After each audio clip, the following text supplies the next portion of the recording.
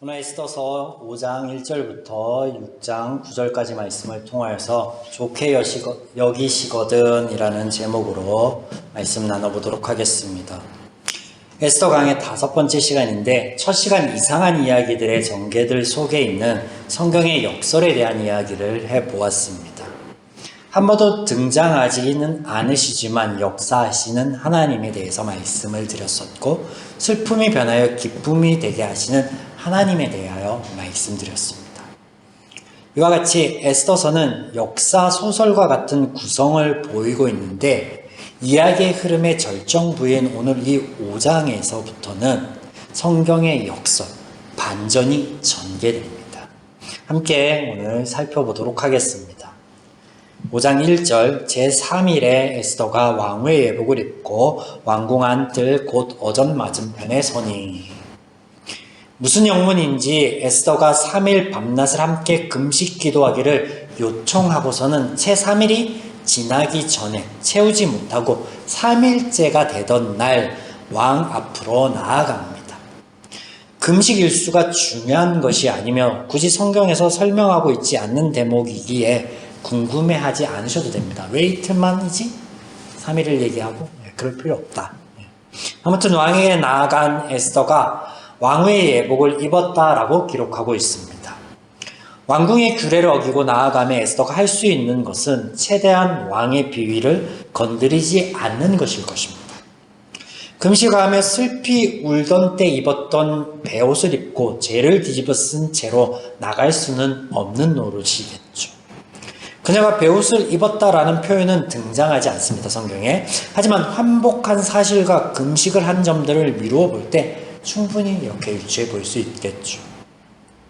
여기 단순히 옷을 갈아입었다라는 사실 전달을 넘어서 그녀가 왕후의 예복을 입었다라는 것이 반전의 시작입니다. 하나님의 구원의 역사로 이어질 것이고 선용하심의 시작을 알리는 대목이라 할 수 있겠습니다. 우리가 한 번도 등장하진 않지만 1장과 2장에서 에스더가 사람들과 왕에게 은혜를 입었다라는 표현을 통해 또 모르드게가 왕의 암살 계획을 막을 수 있었다라는 사실을 통해 이 모든 것이 하나님의 은혜였음을 살펴보았습니다. 그러므로 에스더가 베옷을 벗고 왕후의 예복을 입었다라는 것은 하나님의 은혜를 덧입었다라는 표현으로 바꿔볼 수 있겠습니다. 은유적 표현이겠죠. 에스더는 왕후의 예복을 갖춰 입고 왕궁 안뜰 왕이 볼 수 있는 자리에 서는 것 외에는 할 수 있는 것이 아무것도 없습니다. 그저 큰 고통 앞에 슬피 우는 것밖에 할 수 없었던 유다인의 모습, 그 모습뿐이에요.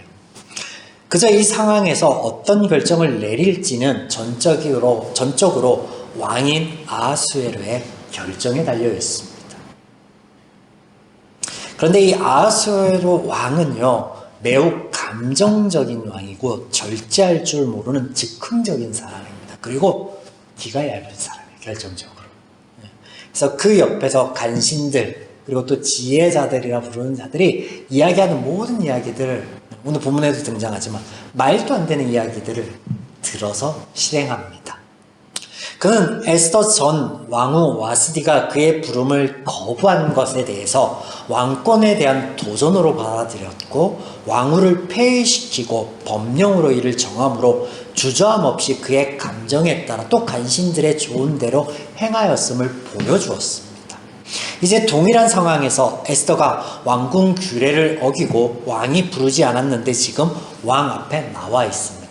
왕이 나오라 할 때 나오지 않은 것이나 왕이 나오라고 말하지 않았는데 나와 있는 것이나 별반 다를 게 없다라는 거예요, 상황 자체.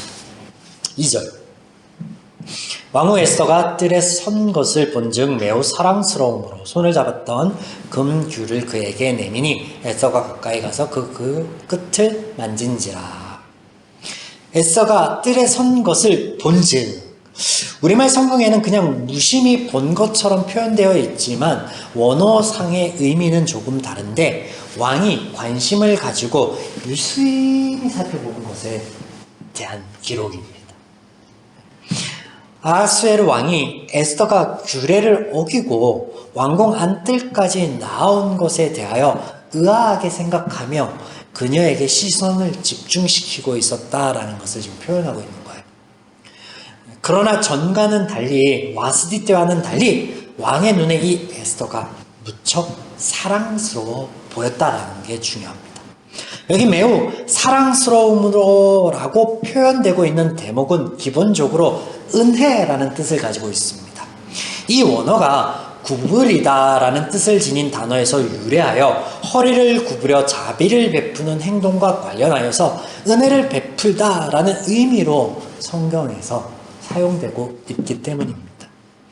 2장 5절과 17절에 기록된 사랑을 받았다, 은혜를 입었다라는 이 표현이 동일한 단어의 반복이다.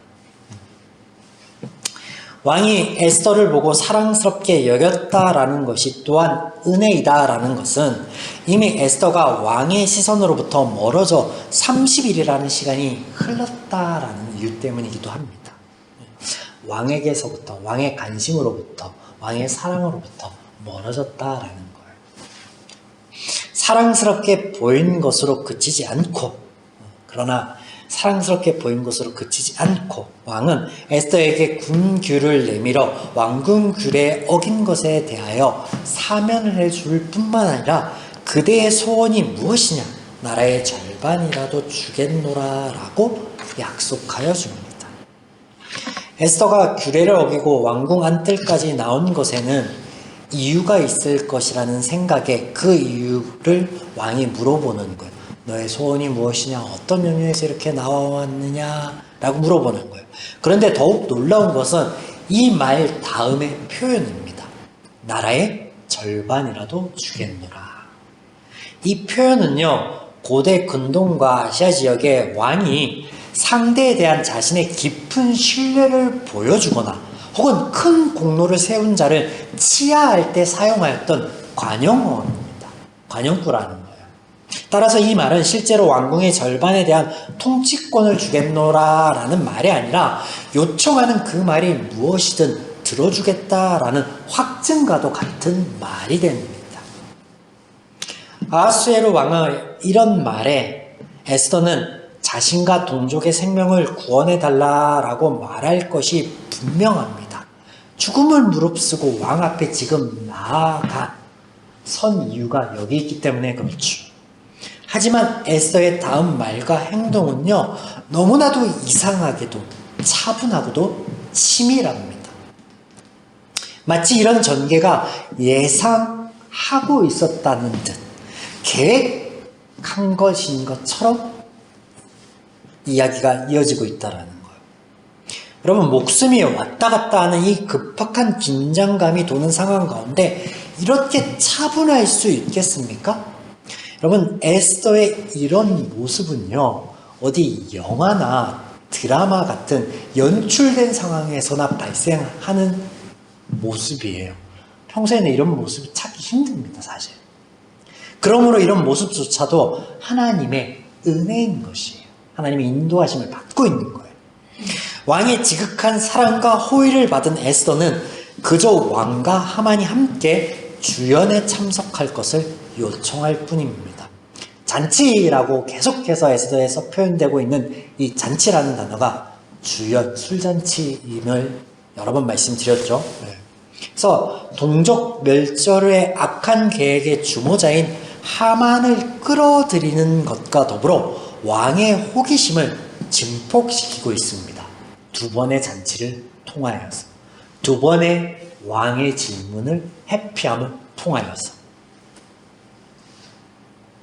왕의 반응과 절박함 속에 이런 에스더의 태도가요, 반전입니다. 반전이에요. 반전. 다음 반전을 이어보시기 전 에스더의 말 중에 반복되는 표현이 있는데 한번 살펴보고 넘어가도록 하겠습니다. 4절과 8절에 반복되는 표현이 있습니다. 뭐예요? 좋게 여기시거든.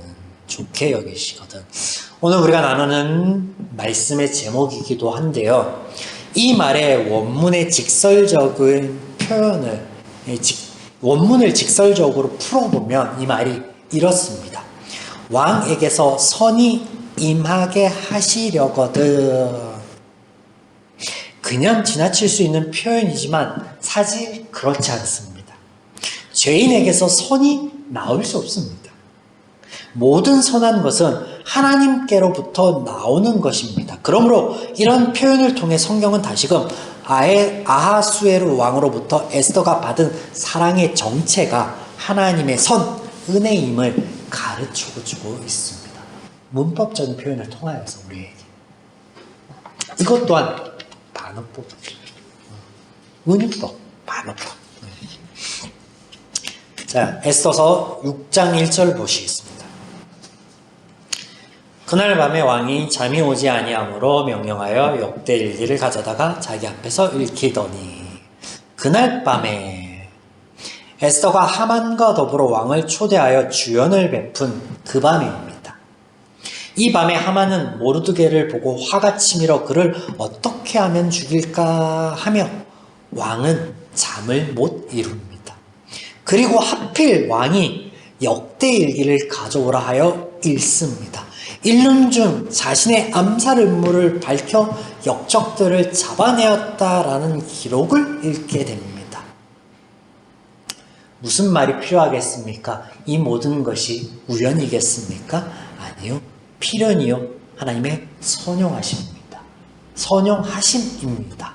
하나님의 은혜인 것이죠. 이에 반전의 반전이 일어납니다. 모르드게라는 인물을 알게 되는데 이 인물이 왕의 암살 계획을 고발하였음에도 불구하고 아무런 상을 받지 못하였다라는 사실을 발견합니다. 있을 수 없는 일이 발생한 것이죠. 왕궁의 치욕스러운 일이에요. 왜냐하면 이것이 알려지게 되면 그 큰 왕궁의 수많은 대신들이 누가 이 아하수에를 따르고자 하겠습니까? 가뜩이나 지금 그리스 도시국가와 전쟁 중에 있는데 급박하죠. 왕이 어떻게든 이것을 좀 바꿔볼 필요가 있는 상황인 거예요, 지금. 그래서 이것을 어떻게 하면 좋을까 궁리하던 중 왕이 근처에 조언을 구할 만한 사람이 누가 있는가 알아보는데 마침 그 자리에 하만이 있습니다. 늦은 밤 시간이에요. 그러니까 업무를 보는 시간이 아니니까 주변에 조언을 구할 대신들을 찾을 수 있겠는가라는 왕의 이 물음이요. 설마 있을까 한 거예요. 근데 하필 하만이 거기 있어요. 그리고 하만이 왕에게 조언을 합니다. 왕께서 입으시는 왕복과 왕께서 타시는 말과 머리에 쓰는 왕관을 가져다가 그 왕복과 말을 왕의 신하 중 가장 존귀한 자의 손에 맡겨서 왕이 존귀하게 하시기를 원하시는 사람에게 옷을 입히고 말을 태워서 성중거리로 다니며 그 앞에서 반파여 이르기를 왕이 존귀하게 하기를 원하시는 사람에게 이같이 할 것이라 하게 하소서 하니라. 말도 안 되는 조언인데 말도 안 되게 아하수에르가 이 말을 듣습니다. 아니 왕이 입는 왕복을 입힌대요. 왕이 타는 말을 타게 한대요. 심지어 왕이 쓰고 있는 왕관을 벗어다 씌운대요.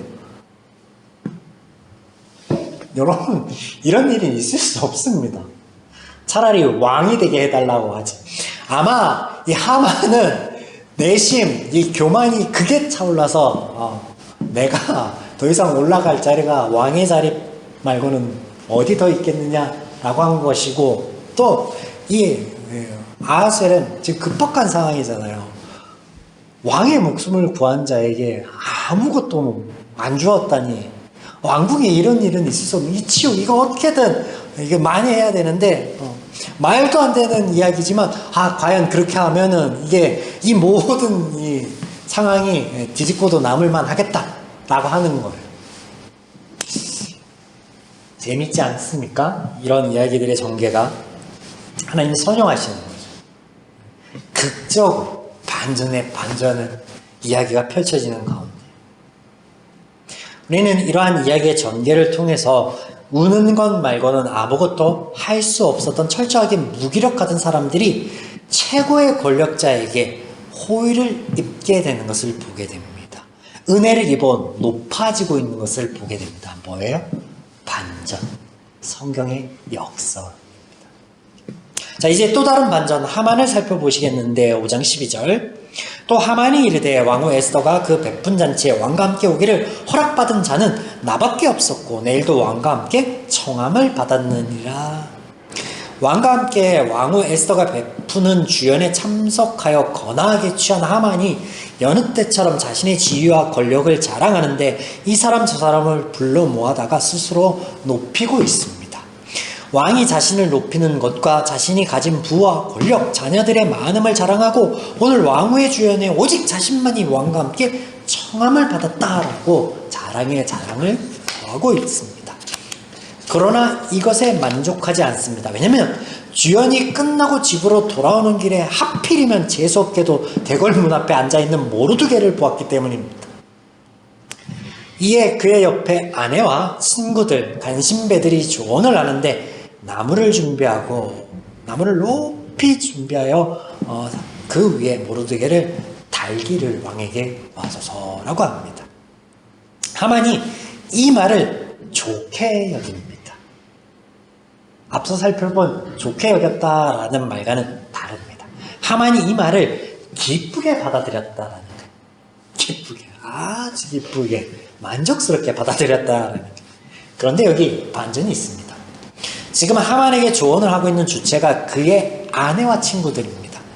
이 상황 자체가 아이러니인데 1장에서 왕후 와스디의 폐위권과 관련하여 한 조서가 내려지는데 그 내용을 보면 남편이 그 집을 주관하라라고 합니다. 그런데 지금 상황을 보면 재상의 자리에 있는 하만이 왕명과는 이 칙서의 내용과는 반대로 그의 집에서 그가 주관하는 것이 아니라 아내의 말을 듣고 있습니다.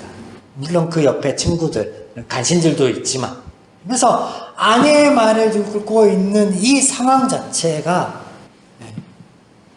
아이러니예요. 일선에서 왕명을 받아들이고 지켜야 할 그가 어기고 있는 것으로 스스로 높아지려는 자, 힘있고 영향력 있는 자의 다음 행보에 반전이 시작되고 있음을 성경은 우리에게 보여줍니다. 그가 그의 집에서 왕의 명령을 어기고 또 그러고 있을 때 왕인 아하수에르는 모르드게에 대한 역대 일기를 읽고 있었죠. 그리고 어떻게 그 공을 취할지 고민에 빠집니다.